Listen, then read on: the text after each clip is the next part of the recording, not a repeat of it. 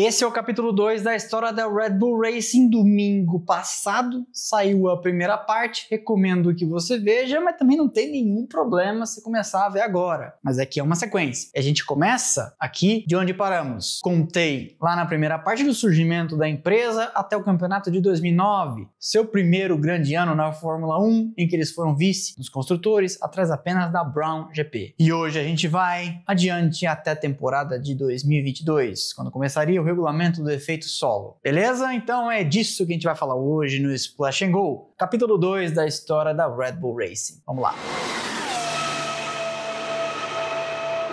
O RB6 de Vettel e Webber nasceria vencedor e ele já lidera a primeira prova do campeonato de 2010, no Bahrein. Mas apesar da velocidade, o carro teria problemas e Vettel teria que aliviar o ritmo para conseguir concluir a prova, cruzando a linha de chegada na quarta posição. Naquele dia, Webber, com outro carro, foi oitavo. Na Austrália, Vettel abandona e Webber é nono. Vettel vence na Malásia com Webber em segundo e os dois marcam pontos em sexto e oitavo na China e Webber reage. Vence duas provas seguidas, na Espanha e em Mônaco, com Vettel fazendo segundo e terceiro. Até que a Red Bull enfrentaria seu primeiro teste na escola para virar uma equipe grande, porque seus pilotos começariam a brigar, no caso, para valer, na pista. Webber largou na frente em Istambul e os dois pilotos tinham 78 pontos exatamente. Portanto, ninguém era dono do campeonato. Mas o Webber começaria a descobrir, a equipe já tinha seu coração conquistado por alguém, que era uma jovem promessa do programa de jovens da equipe. Vettel andou na esteira de vácuo de Webber a prova inteira. Já comentei sobre essa história no vídeo sobre vácuo e ar sujo, portanto, conseguiu economizar combustível nos 2/3 iniciais da corrida. E aí no final, tinha mais gasolina para usar, podia manter o motor num regime mais agressivo, com mais potência. Foi para cima de Webber, que teve a equipe lhe assegurando no rádio: ele não vai passar. Mas Vettel não estava nem aí, foi para cima e o resto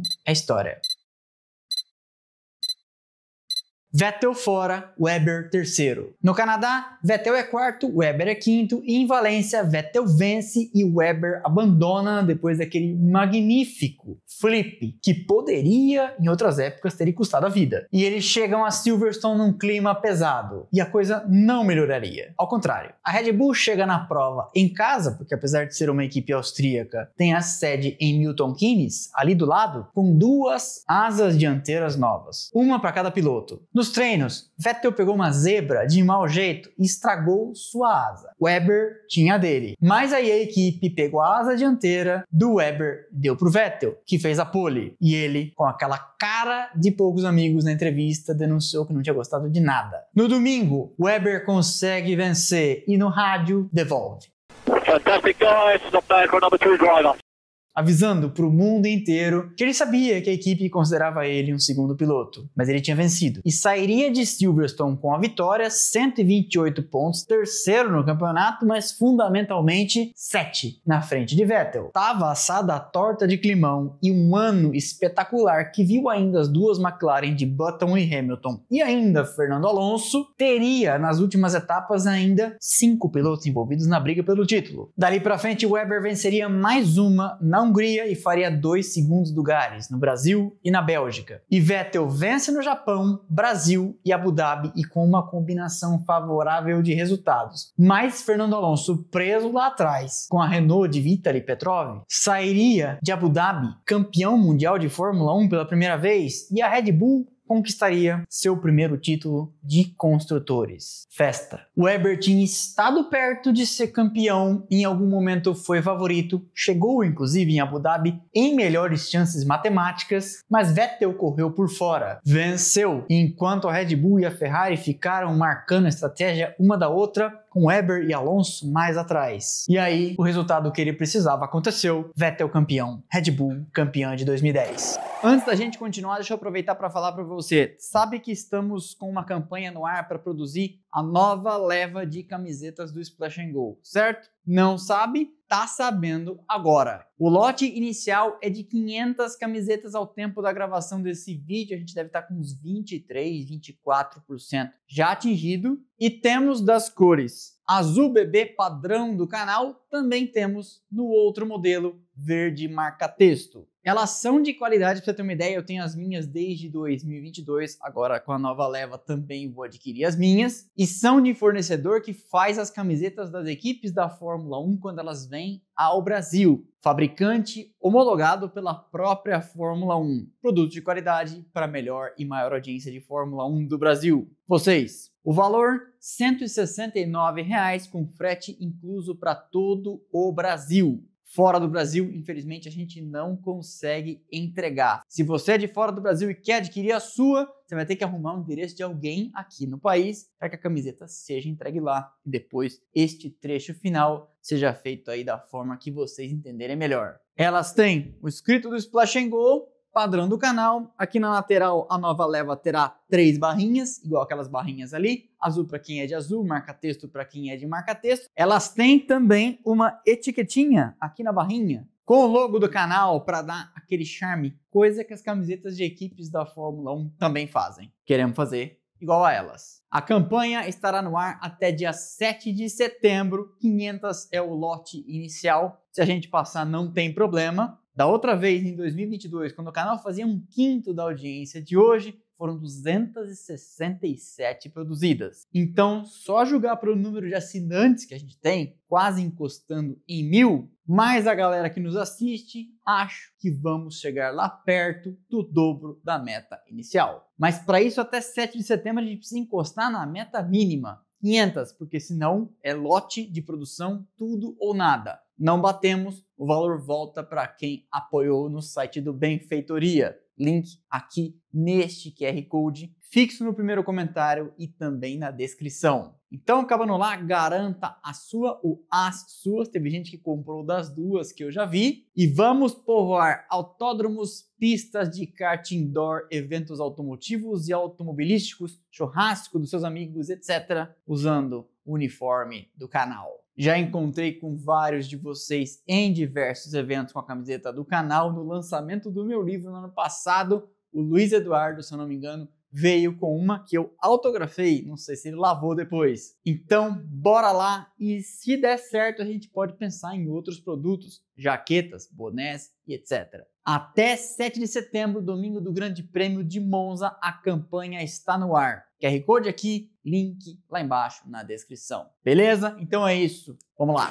Newey, que tinha mergulhado nos estudos para desenvolver e aprimorar o tal do difusor soprado, aparece então com o RB7 em 2011. E aí Vettel passaria como um trator por cima da concorrência. O carro vence 12 de 19 provas e dessas 12, 11 seriam de Vettel. Webber, por sua vez, parecia ter perdido o rumo, murchado de verdade, depois de ter chegado muito perto em 2010. Você pode ver isso pelo número de segundos lugares. Com Vettel vencendo 11, ele é segundo apenas em 2, com 7 terceiros lugares. A Red Bull é campeã de construtores com 650 pontos contra 498 dela mesma no ano anterior, quando já tinha vencido. Mas Webber não conseguiria ser vice nos pilotos, ficando com 258 contra 270 de Jenson Button da McLaren. Em 2012, a concorrência da McLaren e da Ferrari, especialmente da McLaren, que em algum momento pareceu ter o melhor carro, aperta. A Ferrari com Alonso começa mal, mas cresce. A Red Bull com Vettel tradicionalmente tinha segundas metades de ano melhor do que as primeiras. Tempo em que ele levava para se acertar com o carro e trazer o acerto para o que era ideal para ele. E um ano com 7 vencedores nas 7 primeiras provas seguiria embolado até que Sebastian coloca o RB8 na sua janela de operação e começa a vencer. Ele vence em Singapura, Japão, Coreia e Índia. E numa corrida dramática em que é atingido por Bruno Senna na primeira volta e cai para o fundo do grid, vem escalando o pelotão. Mas mais uma vez surgiria uma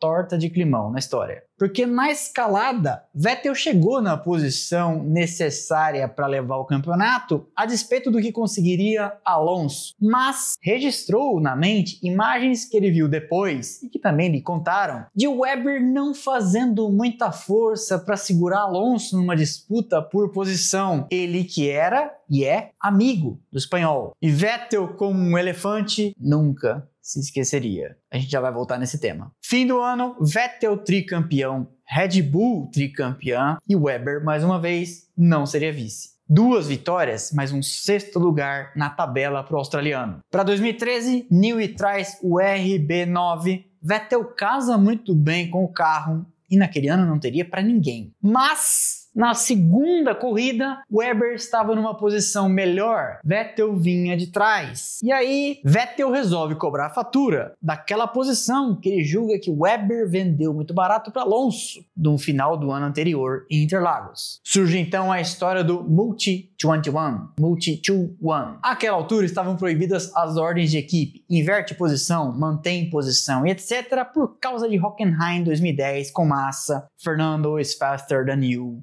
etc. E aqui uma pausa para falar de uma das maiores asneiras repetidas por aí no nosso mundo de falar e repercutir de Fórmula 1 na internet. O que significa Multi-2-1 ou Multi-21? Significa carro 2 na frente do 1, Multi-2-1. Quando o carro 1 estiver na frente do 2, seria Multi-12 ou Multi-1-2. Ou seja, naquele dia na Malásia, Webber lidera, Vettel fica atrás. Pelo menos esta era a ordem no rádio. A prova disso, inclusive, é um rádio no ano anterior em Interlagos, com Webber sendo instruído a dar passagem para Vettel. E eles falam Multi-12, 1-2. E ele fala, que é isso, gente? E a equipe fala, deixa o Vettel passar.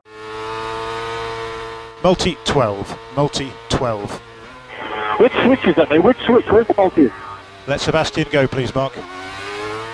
Por isso, quando chegamos na Malásia, a equipe manda Vettel segurar o ritmo, porque o Webber tinha que vencer aquela corrida, estava tudo certo, estava tudo em casa e etc. Vettel decide que não quis saber e foi para cima. Webber não curtiu, os dois duelaram. Foi bonito para nós aqui na televisão, a equipe passou um suadouro no pit wall e aí na salinha depois. Vettel venceu a corrida e eles se encontraram, obviamente, antes do pódio. Multi-21, sir. Yeah, Multi-21.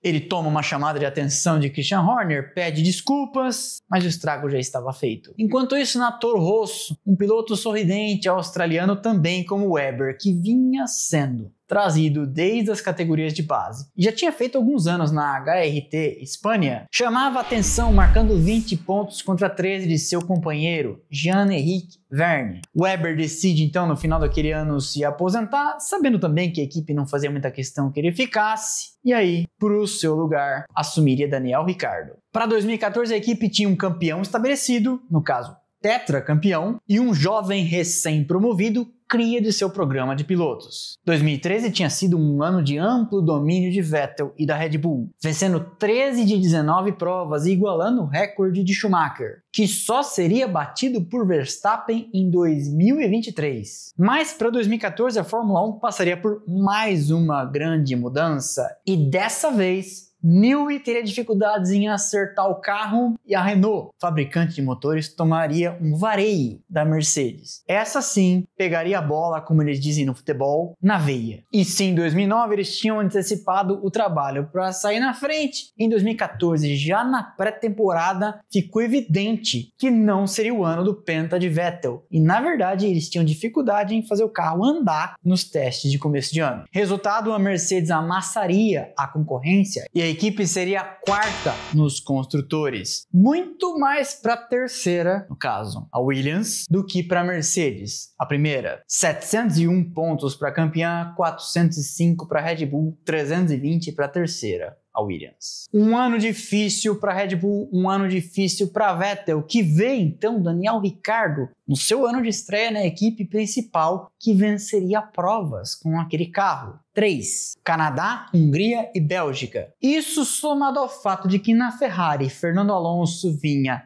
testando a paciência de Stefano Domenicali e Luca di Montezemolo, as peças se movimentam rapidamente, nas costas do espanhol e ele, como corno, acabaria sendo o último a saber. Bomba! Vettel assinava com a Ferrari. A primeira grande cria do programa estava perdida. Com isso, a Red Bull perderia sua estrela de referência e tem que olhar no seu programa para alguém. E trariam da Toro Rosso o russo Daniil Kvyat. Eles tentavam manter as aparências, preservar a Renault, afinal de contas tinham vencido 4 campeonatos seguidos, mas a relação começou a se desgastar, especialmente porque a Renault ficou sabendo que eles tinham procurado a Mercedes. Austríacos com austríaco, Mateschitz e Marko conversaram com Lauda e, segundo Nick, teria rolado um acerto para fornecer motores, mas o Wolff e a Mercedes falaram não, nem a pau. A equipe Ricardo Kvyat consegue levar a Red Bull a um 4º lugar nos construtores, sendo dolorosamente ultrapassada pela Ferrari de Vettel e pela Williams de Massa e Bottas. Mas em 2015, dividindo a equipe com outra estrela do programa, um espanhol chamado Carlos Sainz tinha aparecido filho de um piloto complicado de Fórmula 1 lá dos anos 90 e começo da década de 2000, Jos Verstappen. E na Toro Rosso esse cara teve um ano muito bom em 2015. Daí, em 2016, Kvyat acertou Vettel, que foi reclamar com a antiga equipe. E mesmo tendo feito um pódio na China, tendo irritado inclusive o mesmo Vettel, o cara é sacado e da Toro Rosso sobe o tal de Verstappen para o Grande Prêmio da Espanha, em Barcelona, e o cara vence sua primeira corrida na Red Bull. É mole? Claro que houve uma ajuda das duas Mercedes num lance na primeira volta entre Hamilton e Rosberg, mas para vencer corrida é importante terminá-las. Importante não, dizem que é essencial. Sabe como é que é? E Verstappen estava lá para segurar Raikkonen de Ferrari no final, muito mais experiente, e vencer. Ricardo também venceria uma prova na Malásia e a equipe sobe novamente em 2016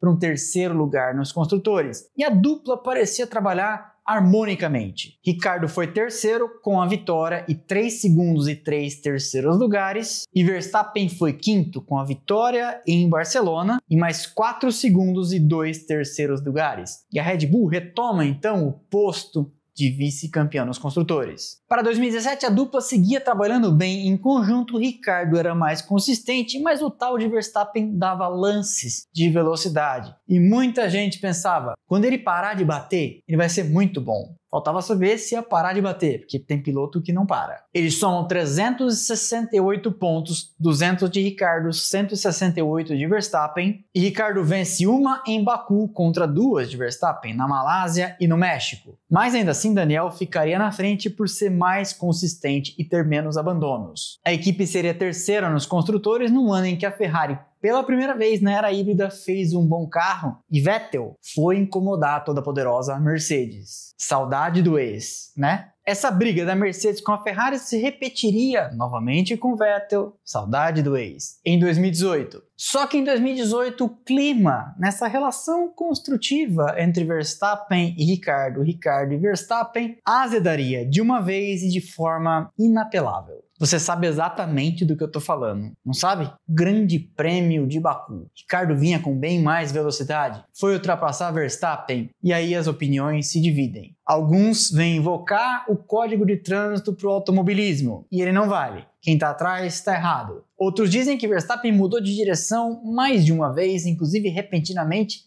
na freada. E alguns, como eu, vão atribuir aquilo a um incidente de corrida em que os dois se ferraram e que a equipe tinha que ter, se é que não teve, internamente resolvido aquilo e punição não cabia para ninguém. Àquela altura, Ricardo era 5º no campeonato com 37 pontos e Verstappen 8º com 18. Era a 4ª prova da temporada. E o lance, apesar de bem menos espetacular, me lembra o de 1993, também com companheiros de equipe, Pierluigi Martini e Christian Fittipaldi. Também, segundo Christian, uma mudada de direção do carro da frente no último momento. Resultado, os dois fora e Ricardo desceu do carro exigindo uma reprimenda, possivelmente pública, em Verstappen, que nunca veio. Horner exigiu dos dois um pedido de desculpas na frente de todos os funcionários na garagem. Dali pra frente, Ricardo percebeu, como Webber, que a equipe já caía de amores pelo outro. Com a diferença de que Webber foi um piloto que chegou na Fórmula 1 pelas mãos de outros e não da Red Bull. E Ricardo era ele também um pupilo, como Verstappen e como Vettel. Mas o coração, o coração. Da Red Bull, no caso, pertencia já àquela altura a Verstappen. Ele começou a pensar em sair e ouviu uma proposta bastante significativa da Renault, que prometia e segue prometendo um dia virar uma super equipe. E ele foi mais um que acreditou nesse conto do vigário. Ricardo assinaria com a Renault, uma vaga abriria na Red Bull e para 2019 eles trariam mais uma jovem promessa da Toro Rosso. Era assim que a equipe se chamava ainda então, Pierre Gasly. Em 2018, o RB14 tinha sido terceiro no campeonato de construtores na dupla Verstappen-Ricardo. Venceu 4 provas, 2 com Ricardo, China e Mônaco e 2 com Verstappen, Áustria e México, somando 419 pontos contra 571 da Ferrari e 655 da Mercedes. A equipe tinha Newey e àquela altura não tinha mais motores com nome de Renault. Eles seguiam sendo da fabricante francesa, mas a relação tinha esgarçado a um ponto que eles preferiram vender o naming rights dos motores para a fabricante de relógios, Tag Heuer. Tamanha era a nuvem pairando sobre aquele relacionamento. Seria 2018, inclusive o último ano do casamento com a Renault. De que eles não podiam reclamar, tinham vencido 4 anos seguidos, mas isso já era distante. E aqueles motores já estavam nos museus, porque eram os aspirados. O casamento com a próxima fornecedora de motores já vinha sendo costurado desde 2018, quando a Honda pensou em deixar a Fórmula 1 e a Liberty falou com o Bernie Eccleston: corre lá e segura os caras, porque a Fórmula 1 não queria deixar de ter mais uma fornecedora. E então é oferecido: deixa a McLaren, vai a Renault para lá, forneçam motores para Toro Rosso. O pessoal vai tratar vocês bem, vocês vão fornecer motores lá, longe da pressão e longe de Alonso, e se der tudo certo com cooperação desses caras, nova turma, novos ares, novo relacionamento, e de repente em 2019 vocês vão empurrar os carros da Red Bull. Já pensou? Os japoneses pensam bem e falam: tá aí, pode ser uma boa. Lá eles conseguiriam a paz necessária para trabalhar. Paz perto de Fernando Alonso, a gente sabe, não se encontra. No ano, a McLaren iria melhor, mas a Toro Rosso adapta-se bem ao motor e a Red Bull absorve e já prepara o carro de 2019 com todas as informações possíveis. Newey tem tempo então de trabalhar. E chega 2019 e a Red Bull viria com novos motores. Honda, Max Verstappen e Pierre Gasly no carro. Uma pausa aqui para comentar de um momento que teria sido fundamental na carreira de Verstappen. Ele tinha até ali, como eu comentei, momentos de brilho, mas grandes besteiras que fazia na pista também, por excesso de agressividade. Foi então que Marko e Horner chamaram Jos Verstappen e seu empresário, Raymond Vermeulen. É assim que fala, editor? Raymond Vermeulen. E avisam: agora é o seguinte, em cada corrida vocês entrem num acordo, ou vem um ou vem o outro. A gente não quer os dois buzinando na cabeça do cara. Se você não sabe, há uma máxima que diz que pior que mãe de modelo, só pai de piloto. E Jos Verstappen não era um cara fácil. Não era e não é. Aquilo, dizem muitos que frequentam o entorno, ajudou muito Verstappen a amadurecer. Não conheço, não sei, reporto aqui o que já li a respeito. Verdade ou não, Verstappen em 2018 deu uma virada de chave e subiu de produção, justamente naquele ano em que Ricardo começou a sentir que não era mais amado. Verstappen em 2019 tem seu primeiro ano da dita maioridade e a Red Bull casa desde cedo muito bem com os motores da Honda, o que deixou todo mundo aliviado. Max levaria 3 provas, vencendo a primeira da Honda desde 92 na Fórmula 1 no Red Bull Ring. Que lugar melhor para uma vitória? Levando ainda na Alemanha e no Brasil. No outro carro, Gasly desde a pré-temporada já vinha sendo frito daquele modo à la Helmut Marko. Quando bateu, custou à equipe tempo de pista e obviamente foi criticado com microfones ligados. Enquanto estiveram na mesma equipe, Gasly nem de longe andou no mesmo passo de Verstappen, nem em classificação, nem em corrida. Em 12 provas, Verstappen termina as 12, vence 2, faz 1 segundo, 2 terceiros, 5 quartos e 2 quintos. Nessas mesmas 12 provas, Gasly tem 1 abandono, 11º, 14º, 1 quarto, 1 quinto, 1 sexto, 2 oitavos e 1 décimo. E aí, na Toro Rosso, tinha alguém mordendo os calcanhares do companheiro de equipe, Kvyat, que tinha sido rebaixado, Alexander Albon, e ele parecia a solução dos problemas. Você já está acostumado, essa novela não tem fim e está se desenrolando ainda em 2025. Sobe então para o terço final do campeonato o tailandês Albon, nascido em Londres, e Gasly desce para a filial e ele passaria por um processo de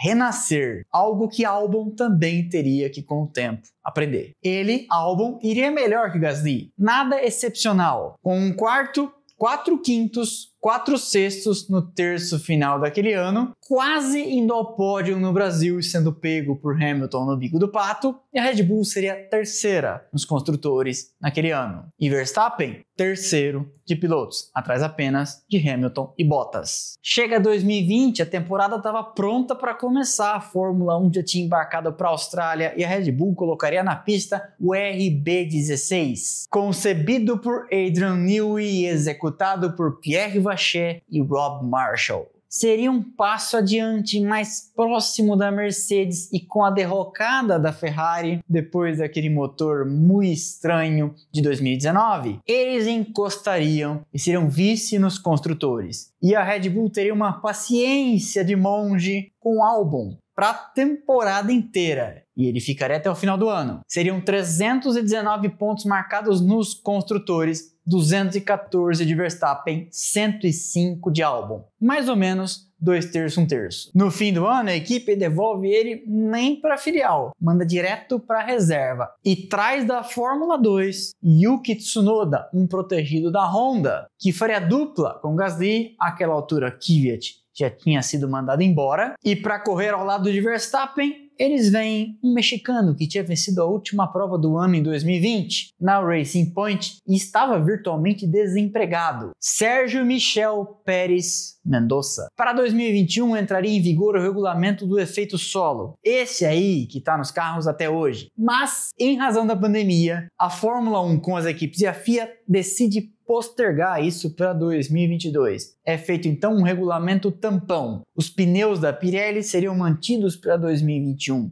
mas eles não suportariam o natural ganho de downforce na razão de 30% ao ano, que acontece de janeiro a dezembro. Por isso, e para que não tivéssemos problemas com os calçados e problemas de segurança, a FIA introduz mudanças no regulamento, cortando as asinhas aerodinâmicas, em mudanças que pareceram, na época, para os analistas, feitas sob medida para ajudar a Red Bull e dar uma prejudicada na Mercedes, que vinha levando tudo de 2014 até ali. O fato é que deu muito certo e 2021 seria uma das temporadas mais incríveis da história da Fórmula 1. Duas grandes organizações com dois grandes pilotos. Mercedes com Lewis Hamilton, Red Bull com Max Verstappen. A supremacia técnica foi se alternando ao longo do ano. A Red Bull pareceu começar melhor, a Mercedes deu uma andada para frente, depois escorregou e no fim do ano tinha novamente, como diziam os ingleses, the upper hand, tinha a mão do carro. Hamilton tinha ficado atrás, foi descontando a pontuação, chegou no final do ano e a gente sabe o resultado. Max Verstappen, campeão de pilotos, seu primeiro título e primeiro campeonato de um piloto não Mercedes desde 2013. Também vencido pela Red Bull com Vettel. Mas Pérez não ajudaria o suficiente. Hamilton e Bottas somariam mais pontos e a Mercedes levaria nos construtores em 2021. Vira então esta grande mudança de regulamento e Adrian Newey teve mais um ano para matutar e conceber o RB18. E Newey tinha algumas cartas na manga, porque ele tinha sido um engenheiro da primeira era do efeito solo da Fórmula 1, lá no final dos anos 70, começo dos anos 80. Já contei dos carros de Newey neste vídeo aqui. O RB18 estreia vendo no Bahrein a Ferrari com Leclerc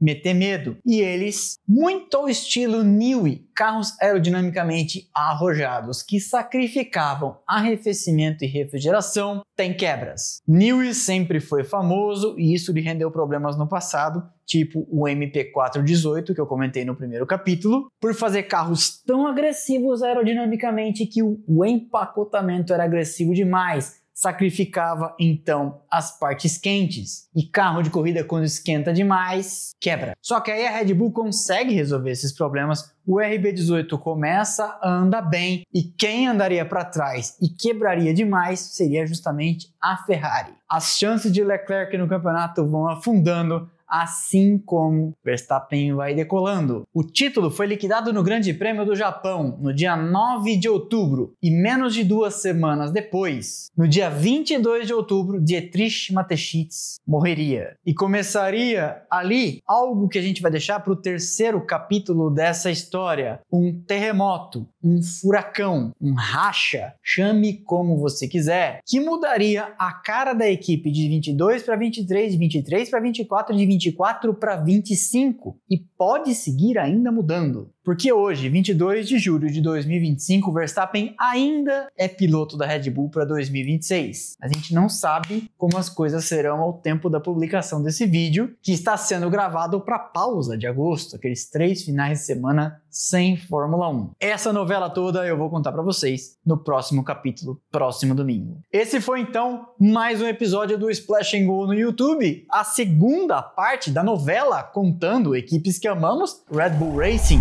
Deixa o like, é de graça, não custa nada, você sabe, ajuda demais o canal, quebra essa pra mim, quebra essa pra nós. Deixe sua hypada e comente aqui se tá gostando, se eu esqueci de alguma coisa até o momento, se Verstappen já saiu da Red Bull enquanto você tá assistindo. Se não quer falar nada disso, manda um abraço pro cônjuge, pra cônjuge, pro namorado, namorada, gato, cachorro, periquito, pra mãe, ou conte pra gente de onde nos assiste. Os comentários são muito importantes para que o algoritmo siga distribuindo nosso conteúdo, internet afora. Para não ficar de fora de nada do que a gente faz por aqui, temos canais de notificação, Instagram, Telegram e WhatsApp. Mais de 2.000 pessoas fazendo parte de cada um e recebendo notificação assim que a gente publica cada um dos conteúdos. Por fim, mas não menos importante, estão postando aqui os arrobas das nossas redes sociais. Instagram, Twitter, Thread e TikTok, onde tem conteúdo o tempo todo. Valeu, até o próximo domingo com o próximo capítulo e aquele abraço.